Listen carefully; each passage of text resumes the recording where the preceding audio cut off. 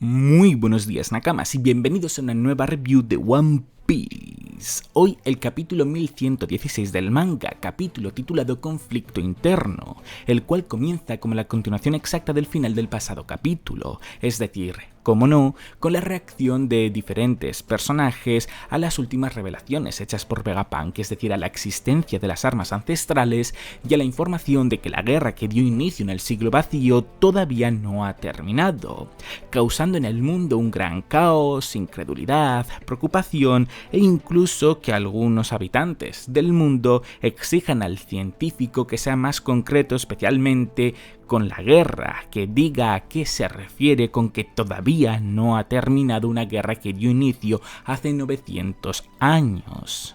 Mientras todas estas reacciones se daban, Oda también nos ha ido mostrando diferentes lugares, dos en concreto los cuales sin duda alguna son muy peculiares e interesantes. El primero de ellos es en Marieyoa, donde vemos a Im estar mirando un cuadro enorme de quien parece ser Nefertari di Lili. Y el segundo es en Arabasta, donde primero vemos a Igaradon y a Karyu muy preocupados por la desaparición de Vivi, y más tarde vemos a otras personas muy relevantes de Arabasta estar celebrando el triste entierro del rey Cobra. Para ir terminando con esta primera parte del capítulo, Oda nos muestra la continuación del mensaje de Vegapunk, el cual en este capítulo da inicio con una disculpa por adelantado por parte del científico, quien pasa a explicar que él solo quería crear una energía que sirviese para todo y que todo el mundo tuviese acceso a ella, y que todavía está incompleta, pero que ya es funcional, energía la cual ha llamado Mother Flame.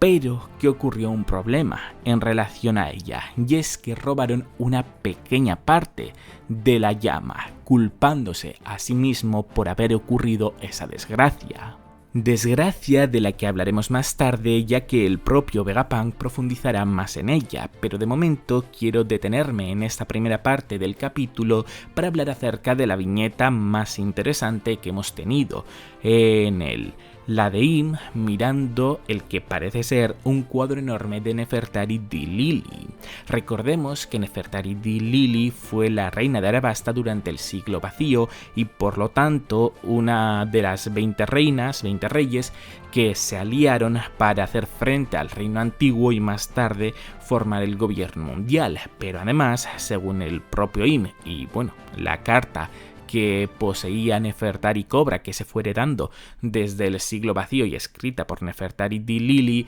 confirmaba que ella había sido una de las principales culpables de que los Poneglyphs hubiesen conseguido mantenerse a día de hoy, hubiesen conseguido propagarse por el mundo, por decirlo de alguna manera. Por lo tanto, está claro que Nefertari di Lili comenzó siendo una aliada de Im y más tarde acabó siendo una enemiga. Por lo tanto, ¿cuál es la razón por la cual Im tiene un cuadro enorme de ella? Es porque es la típica historia de amor en la que acabaron habiendo algunos problemas y una traición de por medio, pero Im no ha podido quitarse de la cabeza a Nefertari di Lili. ¿O puede ser algo mucho más loco, como que Im proyecta su odio en ella y necesita recordar cómo era de vez en cuando para generar aún más odio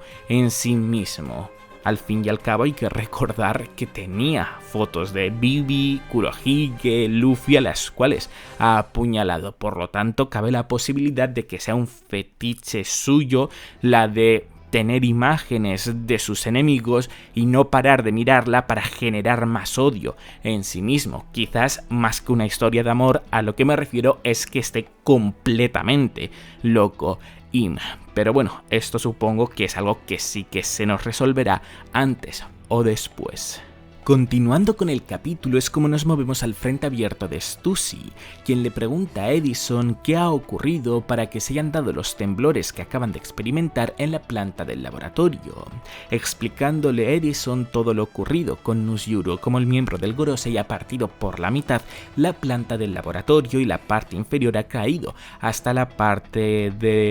planta de fabricación, insistiéndole en que está en un gran peligro por el miembro del Gorosei y que por lo tanto debería de huir,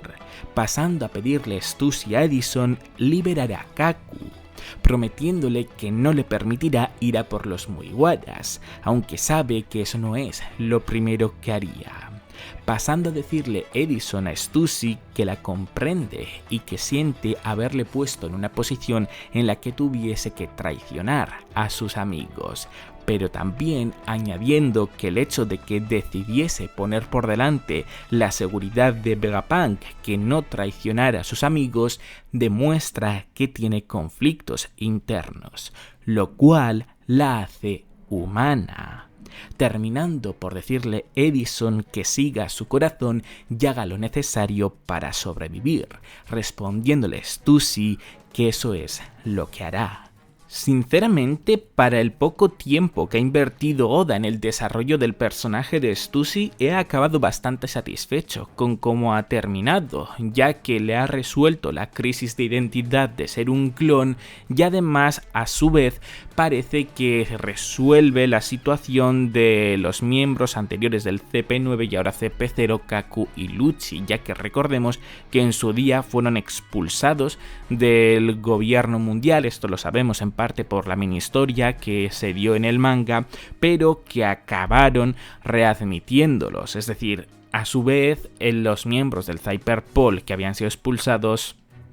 cedieron a volver a unirse a una organización que les estaban persiguiendo de manera activa. Y ahora que posiblemente volviese a ocurrir ello por los problemas o por lo ineficientes que han sido en esta isla de Egghead, pues decide darles otra vida más y decide ponerles la posibilidad de huir junto a Stussy a otro lugar, esta vez sí abandonando del todo al gobierno mundial. Habrá que ver si esto último en verdad es lo que acaba pasando, pero al menos la intención de Stussy sí que parece ser que es esa. Por lo tanto, por parte de Stussy y del desarrollo de su personaje, yo quedo bastante satisfecho. Siguiendo con el capítulo, volvemos con el mensaje de Vegapunk, revelando que hace 2 semanas, justo después de la llama ser robada, una potente luz brilló sobre el cielo de Lulusia, lo cual provocó que el reino desapareciese sin dejar rastro alguno,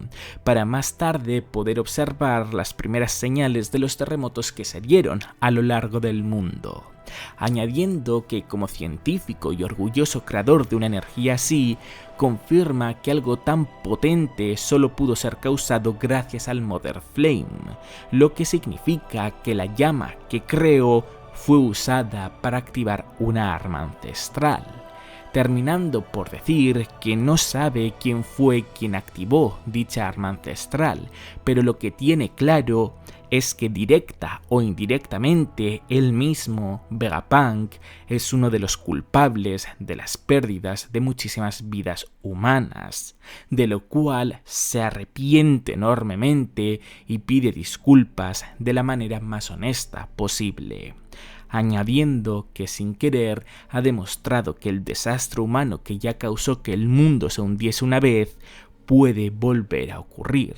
Tras ver algunas reacciones dentro de lo esperado de diferentes reinos a todas estas revelaciones, Vegapunk continúa con el mensaje diciendo que en el pasado había 3 armas ancestrales y que Yoiboy las quería preservar para el futuro, lo cual le hace preguntarse por qué quería algo así con el peligro que suponen, dejándole aún más con la duda de quién es el bueno y quién es el malo, pero que sabe que llegará el día en el que todas las respuestas salgan a la luz, aunque sea justo antes de que el mundo se vuelva a hundir, revelando que aunque el siglo vacío sigue siendo un gran misterio, hay un grupo de piratas que conoce la verdad, la banda del rey de los piratas, reaccionando la mayoría de gente con muchísima sorpresa, menos Akainu, quien reacciona más con enfado que con sorpresa, lo cual podría llegarnos a dar a entender que Akainu también conoce la verdad. De hecho, por las palabras que usa, parece que culpa mucho a Vegapunk de lo que está haciendo, así que es aún más convincente creer que Akainu conoce la verdad y que prefiere que sea escondida, que no sea revelada al mundo. De hecho, unas viñetas antes, Oda nos muestra a Sengoku estar con muchísima ansiedad, estar comiendo galletas, como si él también supiese la verdad del siglo vacío, y teniendo en cuenta que han compartido el mismo puesto de trabajo, pues tiene sentido como que los dos lo supiesen, sobre todo cuando es el puesto más alto dentro de la marina como tal. La cuestión está en que según los lectores japoneses, aunque sí que la reacción de Akainu hacia Vegapunk muestra mucho odio, no deja implícito, al menos en japonés, que Akainu sepa lo que Vegapunk está revelando, es decir, que Akainu sepa lo ocurrido en el siglo vacío, sino que cabe la posibilidad de que simplemente le enfada a Akainu porque Vegapunk está haciendo que todo el mundo se pueda poner en contra del gobierno mundial y por lo tanto en contra de sus ideales y de lo que él considera justicia.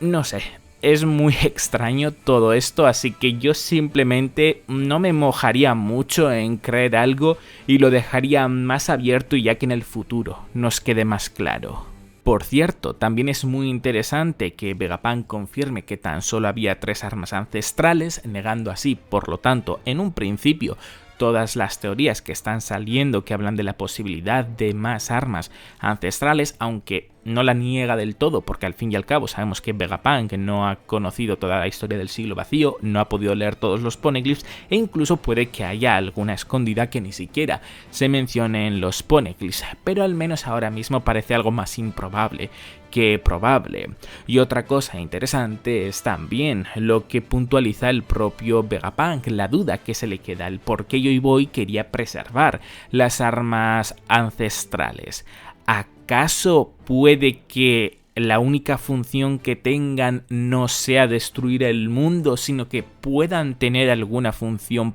positiva? ¿O quizás puede tener una causa positiva en el mundo destruirlo tal y como se entiende? Es algo muy curioso, algo que da para pensar mucho y esperemos también que pueda llegar a ser revelado más antes que tarde. Llegando a la recta final del capítulo es como nos movemos con York, quien no entiende cómo Stella supo del robo del Mother Flame si detuvo la sincronización con Punk Records. Además, Vegapunk es muy malo mintiendo y actuando, y se quedó muy sorprendido cuando averiguó que York era la traidora. Tampoco entiende cómo y cuándo recibió información acerca de lo ocurrido en Lulusia y cuándo pudo hacer sus investigaciones acerca de los terremotos y del aumento de la marea, llegando a la conclusión de que también debía de imaginar que el gobierno iba a ir a por él, al parecer saber muchas más cosas de lo que York creía. Pero si ese es el caso, entonces tiene claro que no haría algo tan simple como esconder el Denden Mushi y esperar que no lo encontrasen, lo que a su vez le sirve para llegar a la conclusión de que el Denden Mushi debe de estar en el gigante de hierro, quien además lo está protegiendo, lo que lleva a que York informe acerca de esto a los 5 miembros del Gorosei, mientras vemos cómo la marina es incapaz de causar algún tipo de daño al gigante de hierro.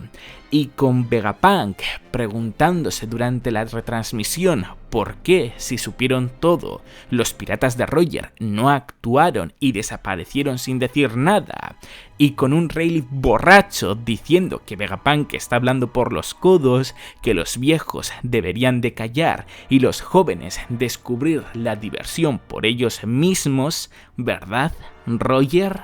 Es como termina este capítulo. Con esta última frase creo que nos deja bastante clara la respuesta a las dudas que el propio Vegapunk también ha puesto sobre la mesa en esta recta final del capítulo, y es que simplemente Roger decidió que lo correcto era que la siguiente persona, o la que parecía ser que estaba destinada a poder cambiar el mundo, averiguase por sí misma lo que ocurrió en el siglo vacío, que pudiese tener esa reacción tan divertida que todos los piratas de Roger, y en especialmente Roger, tuvieron en aquel capítulo tan icónico que a su vez creó una de las viñetas más famosas de todo One Piece, la de Roger riéndose tras descubrir toda la verdad. Además, en cuanto a por qué los piratas de Roger no actuaron, también sabemos la respuesta. Sabemos que llegaron antes de tiempo, que Poseidón todavía no había nacido, y además parecía que Roger no lo tenía todo a su favor para ser la persona que pudiese cambiar el mundo. Por lo tanto, las dudas que tiene Vegapunk, en verdad nosotros más o menos ya las tenemos resueltas. Quizás haya algo más detrás del no haber llegado a tiempo los piratas de Roger, o bueno, mejor dicho, haber llegado antes de lo debido, y detrás de la historia tan divertida que leyeron los piratas de Roger al haber llegado a la isla que más tarde llamaron Laugh Tale precisamente por la historia, pero esas parece que son las respuestas a las dudas de Vegapunk. En cuanto al otro punto importante de esta recta final del capítulo, el gigante de hierro, tengo la duda de si simplemente va a quedar como guardián del Denden Mushi retransmisor, o va a tener alguna función más, o va a tener alguna implicación más su existencia. Personalmente me gustaría que sí, porque al fin y al cabo lo de que tenga el Denden Mushi retransmisor sí que está muy bien, ya que además explica por qué cuando Luffy se encontró por primera vez con Vegapunk estaba saliendo del robot gigante ancestral. Creo que el gigante de hierro da para más, quiero decir, es un robot gigante del siglo vacío. Alguna explicación interesante tiene que tener, la cual de hecho me gustaría mucho que Vegapunk nos la comenzase a dar mientras que los miembros del Gorosei pretenden detenerlo, que supongo que ellos sí que serán capaces de hacerlo. No creo que les vaya a suponer una tarea tan sencilla, cuando a los marines normales ya no es que les esté costando el poder detenerlo, es que directamente no le están haciendo absolutamente nada. Por lo tanto, es algo muy potente, muy resistente, como queráis decirlo. Así que, aunque sean los 5 miembros del Gorosei, asumo que sí que les debería de costar un poco, aunque sea igualmente, e incluso yo diría que más de lo que mucha gente podría llegar a pensar. Lo suficiente, espero, que para que la retransmisión termine por completo, mientras que a su vez la huida de los Mugiwaras se va dando poco a poco. Y si la retransmisión no termina por completo, que al menos nos lo deje con un cliffhanger que lleve a que se puedan teorizar cosas, y no que simplemente sea con Vegapunk diciendo "ah, y una cosa más", y justo ahí se corte sin saber por dónde podría tirar ese mensaje final de Vegapunk. Pero bueno, claramente esto demuestra que estamos en la recta muy final de este arco de Heath. Tampoco tenemos que pensar mucho en tener prisas porque termine, pero sí que es evidente que debería de quedar muy, pero que muy poco, para que comenzamos a dirigirnos a Elbaf y comenzar el que puede llegar a ser uno de los arcos más importantes de todo One Piece. En verdad lo estaba pensando, y aunque el Elbaf por supuesto que puede ser uno de los arcos más importantes de One Piece, ya hemos entrado en un punto en la historia donde todo arco es muy importante. Quiero decir, esto que estamos viviendo con Egghead está siendo una auténtica locura y algo muy importante para el propio mundo de One Piece. Así que ya tiene pinta que a partir de aquí todos los arcos, al menos en cuanto a significado para el propio mundo, van a ser completamente increíbles. Pues hasta aquí ha llegado el vídeo, Nakamas. Como siempre, agradecer muchísimo que le deis un buen me gusta, que apoyéis a tope el vídeo si os ha gustado. Recordad que en la descripción tenéis tanto mi Twitter, en el que os informa al instante cuando les salen los capítulos del manga en español y en inglés de manera oficial, como los twitters y los de Vianas de quienes colorean las imágenes del manga para que vosotros también podáis tenerlas. Y ya por último, agradecer muchísimo que os suscribáis para muchos más vídeos de One Piece. ¡Hasta la próxima!